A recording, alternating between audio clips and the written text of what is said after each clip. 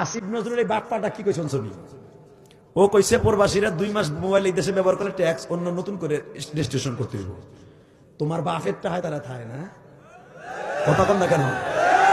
আসিফ নজরুল ভালো হয়ে যাও। তুমি ভাইবো না শেখ হাসিনার এই দেশের মানুষ তারাইছে রাতের অন্ধকারে না দিনের বেলা। তোমারে তারাবে রাতের অন্ধকারে 40 মিনিট টাইম দেবে না, 40 মিনিট টাইম দেবে না। প্রবাসীদের রেভিডেন্স এই দেশের টাকা চলার কথা ঠিক দেবে না। প্রবাসীদের কেন উল্টা পাল্টা কথা কও? ওরা যখন কোনে অর্ধেক শেখ হাসিনার পতন হয়েছে প্রবাসীদের কারণে।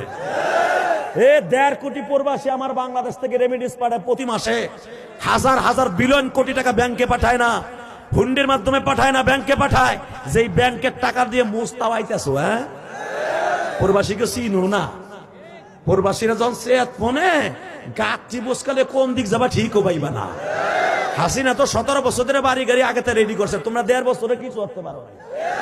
যে দেশে যে পালাইবা ওই দেশে